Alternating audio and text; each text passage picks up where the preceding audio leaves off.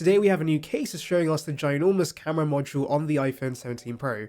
These case leaks come courtesy of Sonny Dickson, who's a pretty credible source, and the cases themselves aren't very exciting. They're just regular clear cases with MagSafe. However, you can see there is a cutout that spans the entire width of the device, which will encompass the familiar triple lens camera on the left, but the LiDAR scanner, mic and flash will now move to the right side. By the way, if you're wondering why Apple's giving us such a huge camera bump on this year's iPhone, I think it's because of the new telephoto lens, which I'll delve into later in the video. Obviously, the telephoto will be stacked sideways into the device, and so maybe more space is required for the larger telephoto this year, hence why they're moving the LiDAR, mic and flash to the right, and giving us this much bigger camera bar. Talking about the camera bar, one thing that's been featured in renders of this design is a two-tone finish, but it seems that won't be coming to the final model. Mark Gurman believes this aspect of the concepts are wrong. There will not be a two-tone finish, and the camera bar will be the same color as the rest of the device. So essentially this should be similar to the M4 iPad Pro, which is not as exciting, it's much more boring, and Gurman does keep our expectations in check by telling us this won't be as groundbreaking of a redesign as some other rumors have suggested. It's literally going to be the same camera bump, but a bit bigger. However, whilst the actual design may not be that exciting, since Apple's switching to a part glass, part aluminium shell, that could allow for more vibrant colors to come to the Pro phones. Titanium that's currently offered on the 16 Pro is hard to color, and so as a result, we have very boring shades that are just variants of grey, but aluminium, whilst being a weaker material, can allow Apple to give us bright shades of red, blue or green, and that would be awesome to see on the Pro phones. For once, the Pro phones can have some fun colours, not just the regular models. And so yeah, even if aluminium's less durable, I will gladly take more fun colours. But let's forget about the actual look of the camera bump and delve into the upgrades we could see. So for those unaware, we have heard a lot about a new 48 megapixel telephoto lens coming to the 17 Pro. This was the last lens, still on 12 megapixels, as the main camera had moved to 48 megapixels with the 14 Pro Max, and the ultra-wide lens had moved to 48 megapixels with the 16 Pro. Now with the telephoto switching to 48 megapixels, Apple plans to apparently offer 3.5x optical zoom instead of the 5x currently offered on the 15 and 16 Pro Max. You may think this sounds like a downgrade, but 3.5x optical zoom is equivalent to 85mm, which is better suited for portraits, and that's what most use the telephoto for in the first place. Also do remember, like the main sensor with its 2x digital crop, having a higher resolution telephoto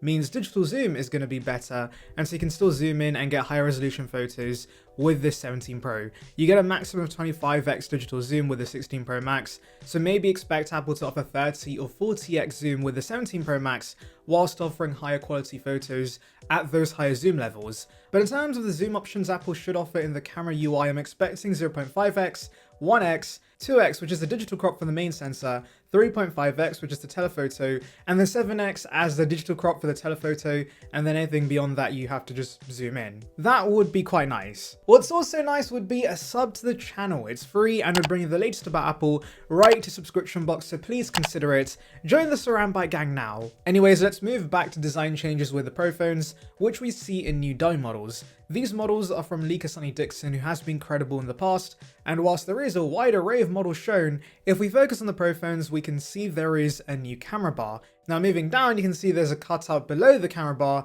and inside this area is the MagSafe ring, so this will be the glass portion of the device. The rest of the chassis should be aluminium though, including that camera bar, but obviously this will have to support wireless charging, hence why there is a glass portion. There have also been rumors that we could see reverse wireless charging finally on the iPhone, and the glass logo will be an indicator as to where you can place your AirPods and top them up using your iPhone.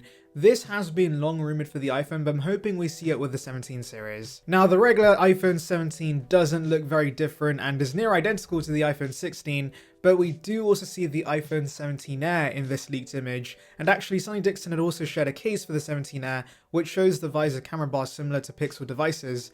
However, as you can see, there will only be one camera lens on the left side and the mic and flash on the right side. Now, there is no cutout below the camera bar, which makes me think the back panel is going to be completely glass similar to current iPhones, and only the camera bar could be aluminium. Also, we can see MagSafe is here, so for those worrying this may be too thin to fit MagSafe, thankfully that's not the case. The 17 actually also has space for the action button as well as camera control, so yes, despite it being 5.5mm in thickness, you are still getting flagship hardware features.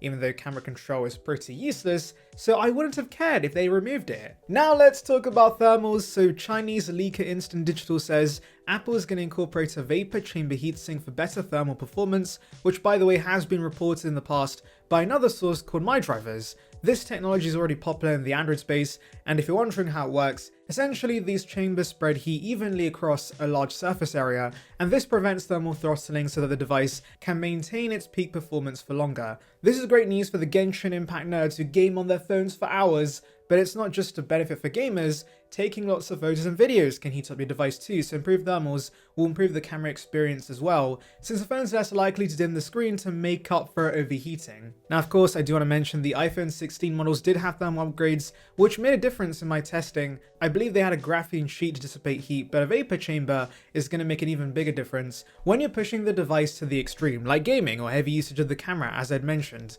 and ultimately I'll take any thermal upgrades. MyDrivers had suggested the complete iPhone 17 range was going to get this thermal upgrades, and that made sense to me because the air, especially being so razor thin, does need better thermals to prevent any overheating issues. But Instant Digital claims only the Pro phones with their A19 Pro are getting a vapor chamber system so that the devices can maintain high performance under heavy workloads with virtually no throttling. That's cool, but I would like to see this come to the whole range, and do remember the complete iPhone 16 range did get the graphene sheet. We also hear from analyst Jeff Pugh that we could see 12 gigs of RAM in the iPhone 17 Pro and Pro Max, up from 8 gigs in the 16 series. I'm assuming Apple's mainly giving us a RAM upgrade for Apple Intelligence, but it should also help apps stay in the background for longer and should also help future-proof the devices. However, do note this only applies to the Pro phones. The regular 17s are likely going to stick with 8 gigs, so even if we see thermal upgrades across the board, the Pro models will have the upper hand in terms of raw specs, thanks to the A19 Pro and 12 gigs of RAM. Moving on, the iPhone 17 Air may be one of the first iPhones to use a higher density battery. Now it makes sense to use this technology with a device that naturally has space constraints because it's going to be so thin, and so a high density battery allows a lot of energy to be stored within a small physical space. The actual physical battery will be tiny, but it could still be 4,000 mAh, which would be absolutely awesome, and the very efficient C1 modem in the Air should also help with the battery life, so yeah, that's great news. Undoubtedly that was going to be a concern with such a thin device, but thankfully you should not have to worry about the endurance of the 17 Air. And it's not just the Air gaining a larger battery, the Pro Max also is getting a battery boost. Leaker Ice Universe mentions the device is getting even thicker, with it being 8.25mm in thickness, which is a 0.475mm increase due to a larger battery. Now I do wonder if it's only the Air using the higher density battery of the complete range is getting this upgrade.